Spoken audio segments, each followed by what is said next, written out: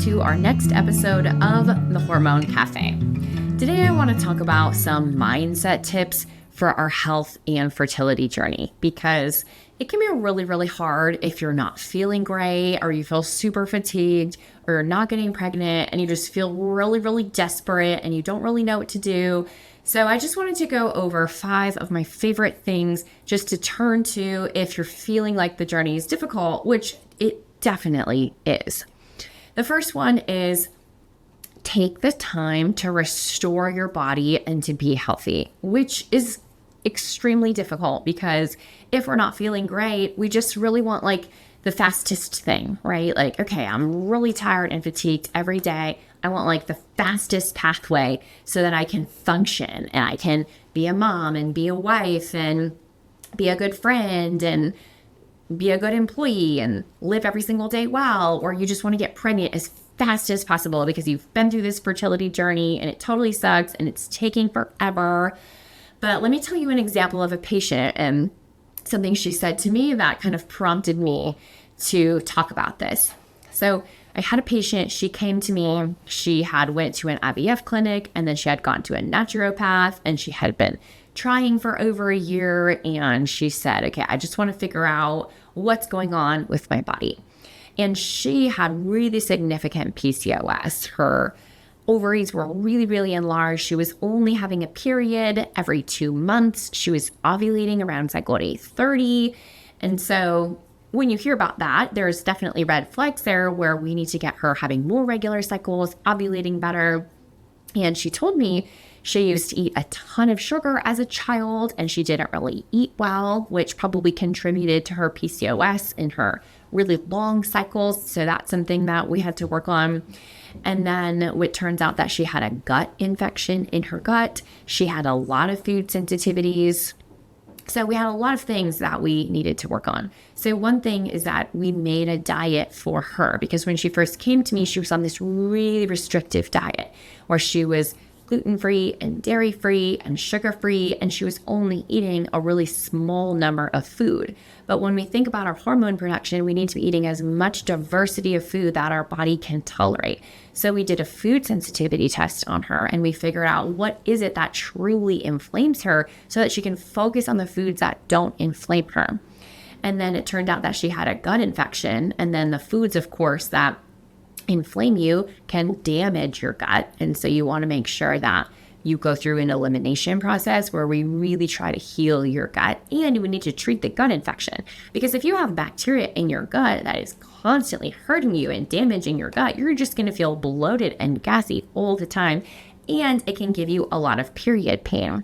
So because her ovaries were so big, we ended up doing surgery and doing a wedge resection, and it turned out that she had endometriosis, and she had had really painful and really long cycles.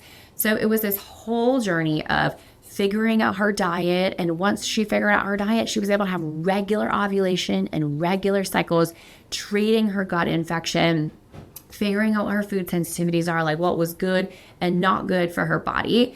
It turns out oftentimes if you have PCOS, sometimes we'll give you ovulation medication like Clomid or Letrozole. It turns out that she was literally sensitive to one of the components of her ovulation medication. And so she was literally taking medication that her body was causing a reaction and it was inflaming her. So we had to figure out like what medicine could we give her that wasn't causing a reaction. And once we figured that out, she was able to get pregnant. And she came to me for a pregnancy visit and she said, Dr. P, you know what? That journey really sucked and it took a really long time, but I'm actually really glad that it took so long because I was able to figure out my issues and feel amazing. So now take a person who had really long cycles, terrible PCOS, endometriosis, an infected gut, lots of food sensitivities. Like imagine how you would feel if you had all that going on. And now she's eating, she's working out, she knows what to eat, her hormones are balanced, she's ovulating regularly, she's having a regular cycle, she knows what to eat and what not to eat, she's not feeling inflamed, she's having a bowel movement every day. Like think about how amazing you feel once you figure those things out. And then when your body's finally functioning properly, she was able to get pregnant. So it was so great for me to hear that from her, that she said, I'm really thankful that it actually took me this long because now I'm empowered. I know how to eat. I feel so much healthier than when we began this journey. And now I'm entering pregnancy super healthy instead of super sick. She's like, I feel great in pregnancy. And she's going to have a beautiful, healthy pregnancy, and we're going to set her up for success so she has a beautiful, healthy postpartum. So I know it totally stinks to be in the journey and not feel good and not be able to get pregnant what you want. And in that time, do take the time to truly restore your body and be healthy, because eventually you're going to feel good. You're going to be able to be pregnant. Well, you'll have a healthy pregnancy and a healthy postpartum. So number one, take the time to restore your body, because it's very important that you feel amazing every single day. But sometimes that can take a lot of work and the journey can be rough. Number two, have a backup plan when you're feeling low or down, because it happens to everybody all the time. So I was on my period the other week and I was feeling terrible. I was so low. My energy was down. I was feeling depressed. I'm like, oh my gosh, I want to go home and I want to have a huge glass of wine and I don't want to talk to anybody. And of course, especially in our luteal phase or when we're on our period, like in a perfect world, we're not going to be having cravings and we're going to have good energy. But sometimes we just had a bad month. We threw our hormones off. Our hormones are low. Our sugar cravings come back. Our energy goes down. Like those things are going to happen to us. Whoops. Every once in a while, right? Like we're working on them, but sometimes we're just going to get thrown off. So one thing that's really helpful is to have a little bit of a backup plan, because you know that those things are going to happen to you. So for example, sometimes I'm like, oh my gosh, I'm craving sugar so much in my luteal phase. I just want to have a bowl of ice cream at night. Just try to have things that make you happy other than treats. For example, I love charcuterie. Like I love different types of cheeses. I love different types of meat. So for me, it's really helpful to, if I'm having a bad, rough luteal phase or I'm having a rough period, to have charcuterie, because then I can sit there at night and eat some cheese and eat some salami and it makes me feel happy than just having a bowl of ice cream or having a treat. So if there's something else that makes you happy, give yourself like a little treat or a little reward that's not necessarily sugar. One of my other favorite things to do is read a book. So I have a really good book that I really want to read. And if I'm just having a low day or a low time or I'm really low energy, then I have that to look forward to. Like, ooh, I get to have this special fun thing at night before I go to bed. So make sure you have a backup plan for when you're feeling low, like make things that make you happy other than treats. And then the other thing I would say is, if you feel like you really want a treat, say for example, sometimes in my luteal phase or in my period, I'm just starving and I'm just dying to go to Chick-fil-A.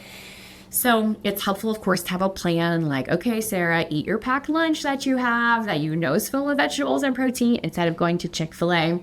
But if you know that's going to happen to you, sometimes it's helpful just to have a day where you have your cheat day, right? Because sometimes when we're not feeling well, then we eat a bunch of sugar or we eat really bad, and then we just turn that into something that we do every single day. So then it's helpful to just have one day, like, okay, I know the first day of my period is always really rough, but that's going to be my Chick-fil-A day. So that's when I'm going to have Chick-fil-A, and that's my little special treat, because sometimes I get sad or depressed on that day, and then I kind of go back to my good 80% healthy eatings after cycle day 1 or 2 when I know I'm going to start feeling better. So build that into your life. Let yourself have treats if you want to. You just don't want to turn that treat or that bad food into something that you make a habit every single day. Just give it to yourself on a day where you know that you're already feeling rough, okay?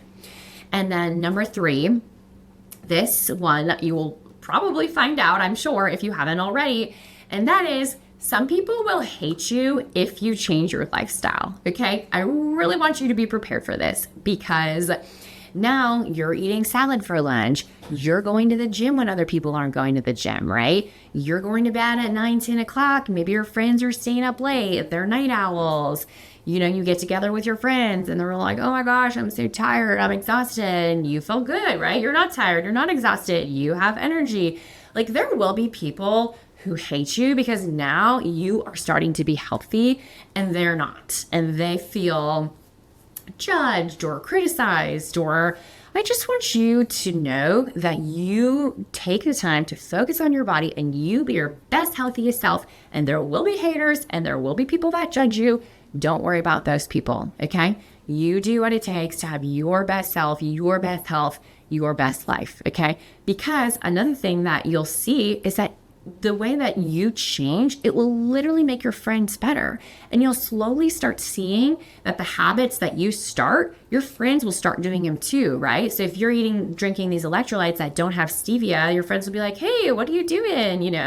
They'll change to a better life. If you start eating a lot of protein with lunch or a lot of salad with lunch, or you're eating a lot more vegetables, or you're spacing out your meals, you're not stacking as much, your friends, your family, they'll catch on. And just the way that you live your life will slowly start influencing people around you, okay? So you're going to have those haters, those people who are like, oh my gosh, you're so high maintenance, you have to be gluten-free, whatever. Don't listen to those people. You just focus on the people who empower you, who encourage you, who make your life better, okay? Because you're going to change the people around you slowly, and they're going to start making changes. Number 4 is also extremely hard, and this is hard for everyone. It's really hard for me, and that is you have to stop caring about what other people think, because similar to some people are going to hate you if you change your lifestyle, then you just have to not care what they think, okay? So I have a friend who is extremely frugal, and a lot of us were like that, or we were raised like that, right? We go to the grocery store and our moms were like, oh, what's the cheapest possible bread that you can find? What's the cheapest this? What's the cheapest that? And now that we're learning how to be healthy and we're learning how to nourish our bodies, we actually have to spend a lot of more money on food. But this is the thing about that. Yes, it is more expensive. Like sometimes healthy food is more expensive, but what on earth are you going to better invest your money in than your long-term health, right? We're not just talking about today and tomorrow. We're talking about when we're 85 and when we're 95, right? The spinach and the whole grains and the fruit that we're eating now is going to make ourselves healthy today, tomorrow, and for 40 years into the future. Like, what is there possibly a better way to invest our money than in ourselves and in our energy and feeling amazing every single day? So it's this mindset shift from going from this place of being frugal and saving money to being in a place of an investment. And not everybody's going to get that. Some people are going to judge you. I have a friend and I go over to her house and she has her jelly with her high fructose corn syrup. And she buys this quote unquote fancy jelly for me that doesn't have high fructose corn syrup. And it's because sometimes we'll make like peanut butter and jelly or whatever. And she's like, okay, Sarah, this is your jelly, but I'm still going to be over here and be frugal and eat my jelly with the high fructose corn syrup. But here's your fancy special jelly just for you. And I know that silently inside she's judging me because she thinks that I'm spending all this money on all these fancy foods. But you know what? I don't want to eat high fructose corn syrup. I want to have jelly that has pure glucose in it and doesn't have any of those additives or preservatives. So I love my friend. We're still friends. Slowly over time, I'm going to change her. I'm going to get her away from that high fructose corn syrup jelly. But just know, like, your friends will judge you, whether they'll say something to you or silently. But you know what? I'm going to feel amazing at 95. And I'm going to eat amazing so that I can feel great every single day for years and years and years to come. So don't let other people influence your choices in a negative way, okay? Same thing with exercise. Just do what's best for your body. I did not grow up as an athlete. I grew up playing sports, but I'm not that great of an athlete. I'm really not that good at any sports. I have a friend who's super athletic. She grew up being an athlete. So one time we did this obstacle course together and she said, oh my gosh, Sarah, I can't believe you completed the obstacle course. I didn't think you could do it. And she was just judging me for thinking that I was not athletic. And I'm like, you know what? I work out for me. I work out for my body. I do what makes sense for my life. Just because I'm not like a college athlete, it doesn't mean that I can't be healthy. I can't be athletic.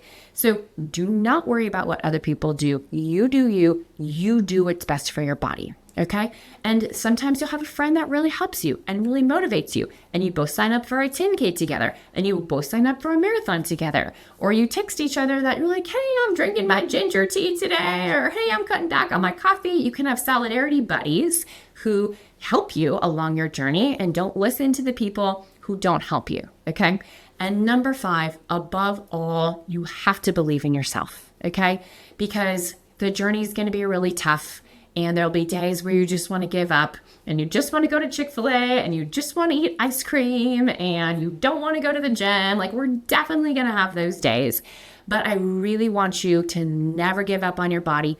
Always believe in yourself, okay? You are your best friend, your biggest advocate. Like, yes, there are people who are our heroes and will pull us out of the ditch when we're not feeling well. But above all, you have to be your advocate. You have to advocate for yourself. You have to believe in yourself. You have to love yourself. Like, when everyone else around you is judging you or grumpy, you have to be the one that is the light internally. Okay. So above all, believe in yourself. So those are just my mindset tips for the journey.